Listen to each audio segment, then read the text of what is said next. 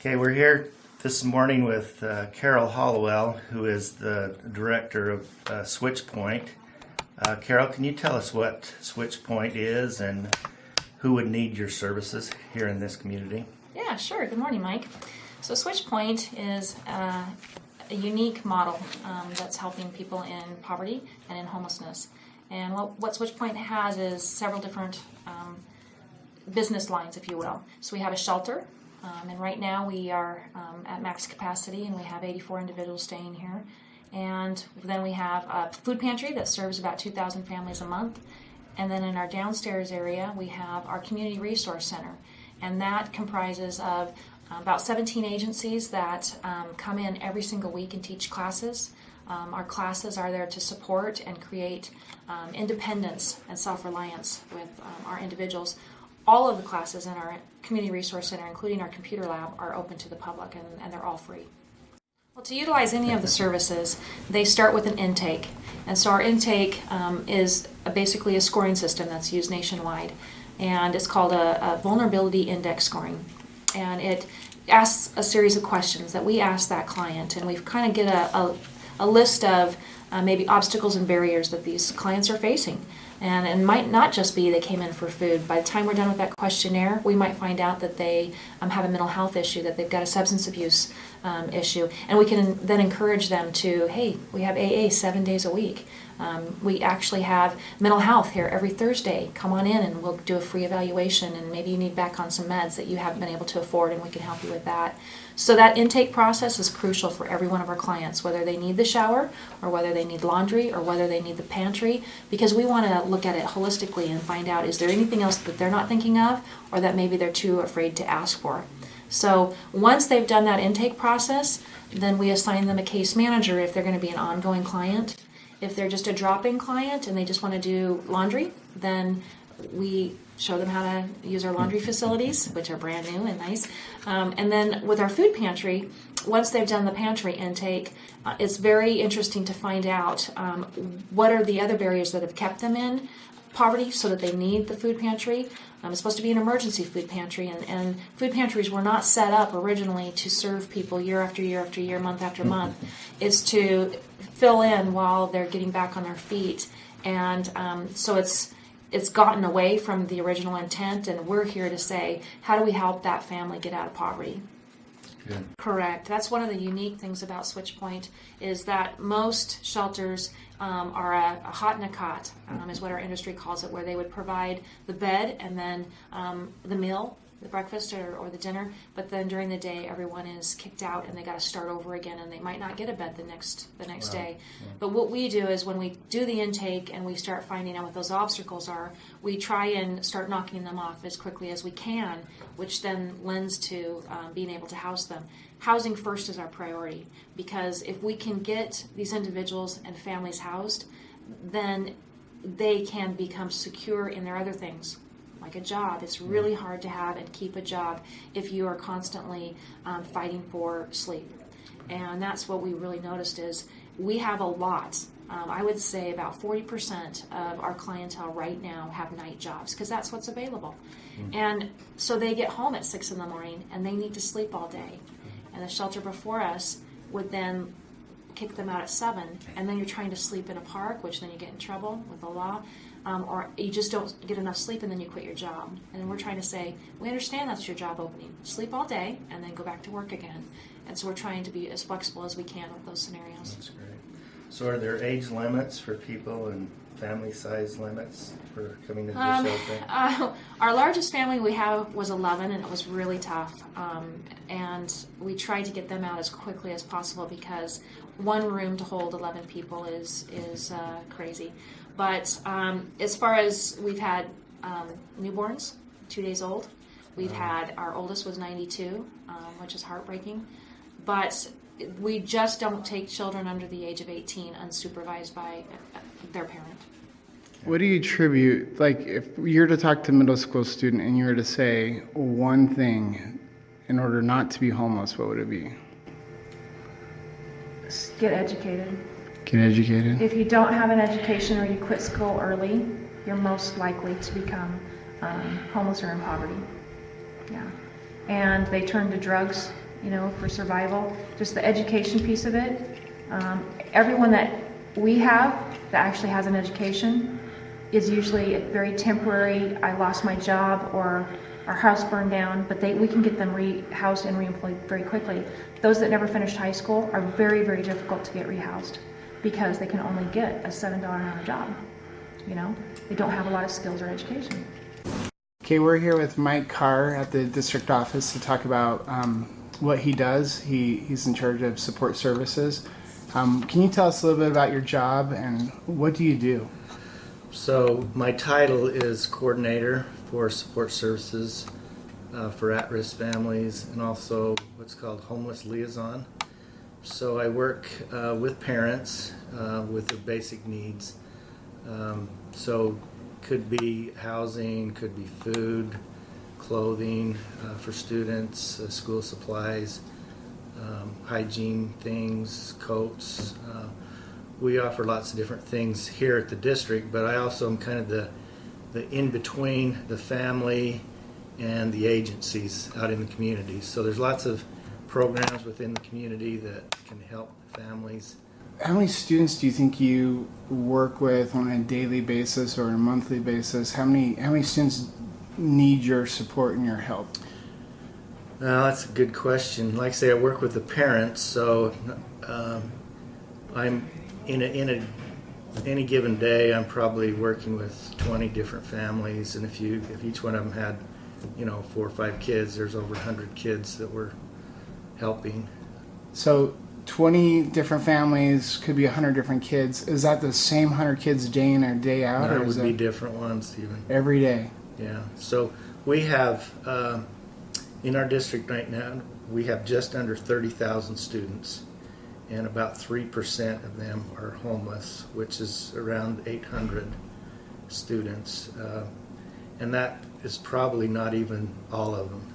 That's the ones that are reported. And a homeless student can be anywhere from what most people see, a homeless person just walking the streets, sleeping in the bushes, to living in a motel, camp trailer. The biggest category is actually doubled up. So if your family and my family were living together because we couldn't afford to pay one rent, that would be considered a homeless situation. What would you say are the biggest reasons for a person living in poverty or becoming homeless? So this is my first full year in the job, and the things I'll just list about 8 of them, and these are kind of in priority. So number 1 is unemployment. If you don't have any income, you are not going to have a place to live, just pure and simple. In our area, underemployment is the same kind of a thing. If 40 hours a week at minimum wage, you would make about $1,800 a month or something like that. And the very cheapest rent in St. George area is $750. So if you pay for, your food, your utilities, your basic needs of your home, car, gas, sort of thing, you really don't have. $750 away from $1,800. You only have $400 or $500 left to buy all of that stuff, and it just doesn't go very far. So, family needs to make sure they get educated and get a skill so that they can work. Number 2 on my list is most of the families I work with is a single mom. She either got pregnant as a teenager, or her significant other was abusive or just irresponsible and has left her with all the kids. Number 3 reason I see is drug use. When people get addicted to drugs, their whole life falls apart. They can't keep a job, they can't get housing, which leads to a criminal record. People who are landlords, they don't like criminals renting from them. They don't trust them. People hiring, they don't trust people who've had a criminal record. And people that have a drug addiction, they are irresponsible and inconsistent. So that's a huge, huge one. Untreated mental health issues. A lot of people that are homeless or in poverty have disabilities. And a lot of them just have poor rental history. So if you did rent and you were, vandalize your own apartment, or you weren't good on your payments, so things like that kind of leads to those things. So What should students do right now to avoid living in poverty or becoming homeless? So the number one thing I think is while you're in school, work hard. And as you become an adult, the same thing applies. You have got to work. It's just the main reason to prevent yourself from being homeless. And a lot of times in school you don't realize, well, why am I doing this hard math class or some of these classes? It's not so much the academics, but it's, hey, I can do hard things. I plowed through this math class. I finished it. Or I did something really hard in school. And that creates some habits for you for the future. So that's number one. Number two, I would say, has to do with self-discipline and control of yourself. So it's making yourself do things like make yourself get on time to school, get up out of bed, make yourself finish your homework, do your assignments, stop yourself from using drugs and alcohol, tobacco, some of those things. Stop yourself from the teenage sexually active things. So really controlling your some of your desires and appetites. And then the third thing would be just to develop good habits. There's so many habits that people get into that cost them a lot of money.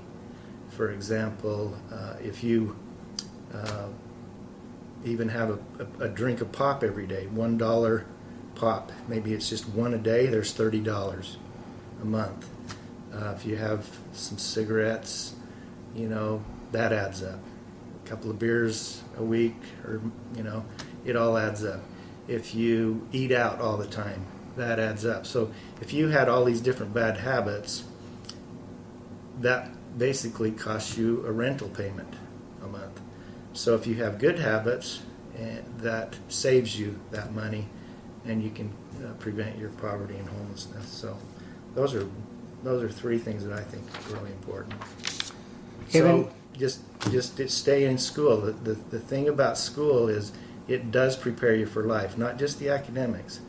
This being there on time, obeying the rules, getting along with other people, all of those things will lead you to keeping a job, getting a job, having a successful career, successful home life, and above all, preventing yourself from poverty and homelessness.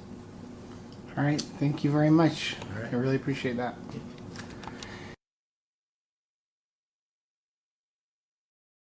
I lost my mom when I was 11 years old to a drunk driver, and was sent to live with some people that my brother's parents, I should say, my brother's dad and his wife.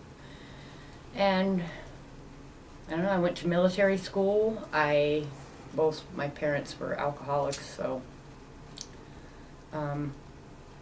it's been a struggle, but I got through it.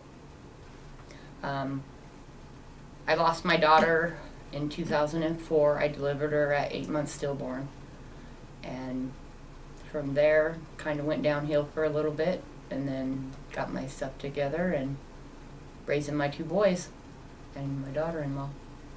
So Jennifer, at one time, did you have some problems with some drug addiction? Very much so. It started at an early age in middle school. It's been a struggle, but I had almost 6 years clean, and I went back out. I left my husband of 13 years, and When you say you're back out, what does that mean? Like I you- relapsed. So you did drugs and then you Quit. we were clean for 6 years 6 years. and then you relapsed. Yes. So what got you started using drugs? To be honest, I had a family member that was using and dealt drugs, and they wanted me to babysit their kids, and so they gave me something to keep me awake. And my background, I mean, my history with life, period, it's been a rough road, and I thought that could help me, but it just destroyed me and my life and my kids. So doing drugs affected more than just you? It affects the whole family, not just the person that's using, and that's what I want kids and families to understand, that it affects everybody, and not just family. It affected my kids' schools, you know, their friends, their families. So how does it affect things like work and housing when you're doing drugs? Work, you can't keep a job. You just can't.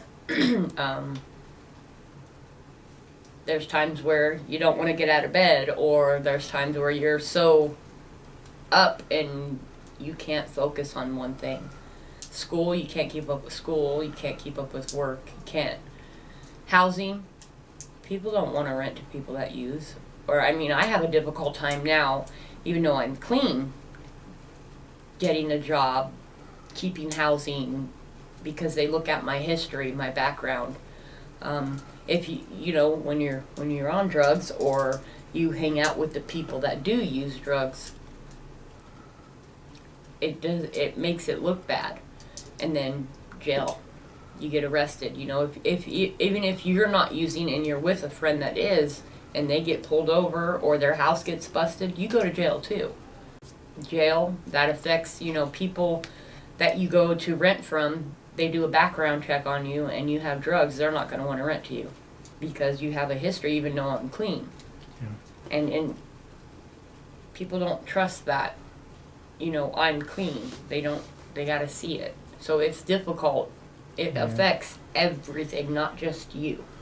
I have a lot of kids that come into my office and they talk about marijuana use, and what would you tell them if they were in this room talking to you? What would you say, like, getting from where you in middle school to where you have been? What would you tell them?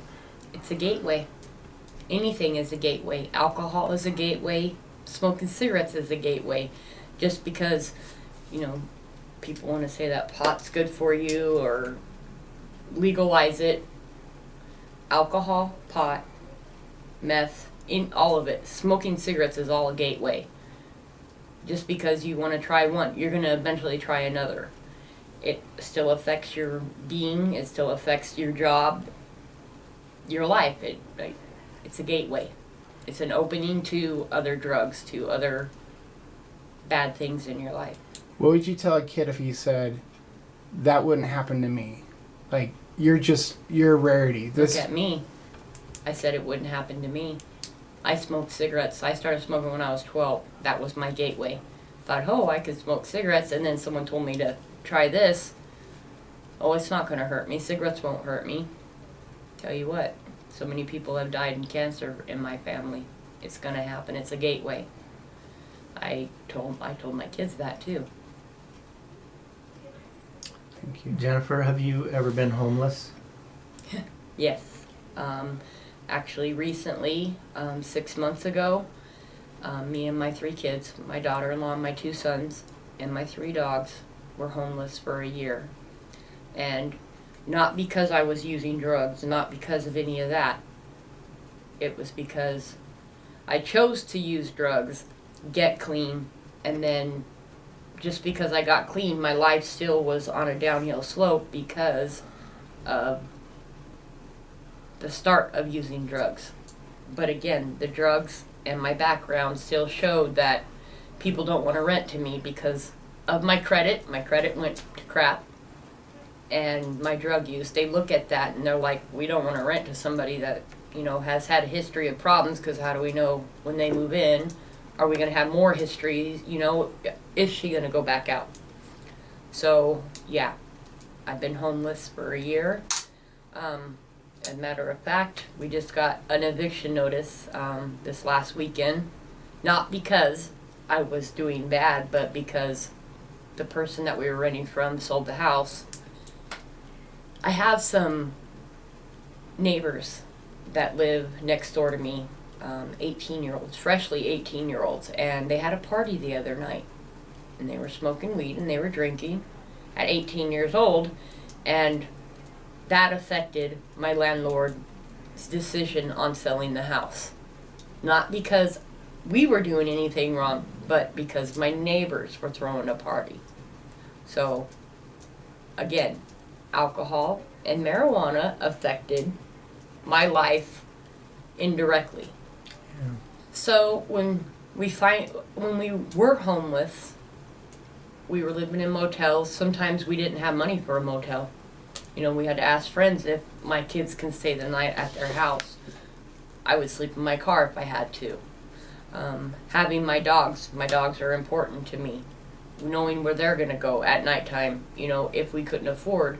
So when we moved into a home and we finally had a home, and we were excited about having the home, and we loved it, but yet in the back of our heads the everyday challenge was, we have to keep our job. What if we lose the job? What if we can't pay rent? It was always in the back of our mind. We were relaxed and loved to have the home and the stability, but it was always in the back of our mind, what if we have to fight to keep our home? These kids are 5-6 years away from getting out of high school, entering the real world. What can they do right now? What's the best thing they can do right now to prepare for life? Education. Very much so. I used to think, because I screwed up my education, I don't want my kids, or anyone else's kids for that matter, to have to struggle the way I have. I see my kids today and they have stability in their life right now, but they've seen me struggle. They've seen what I've been through. And I don't want my kids to go through that. I want them to have an education. If I could tell a kid to finish school, get their education, the real world is scary. It is. And I don't just get an education.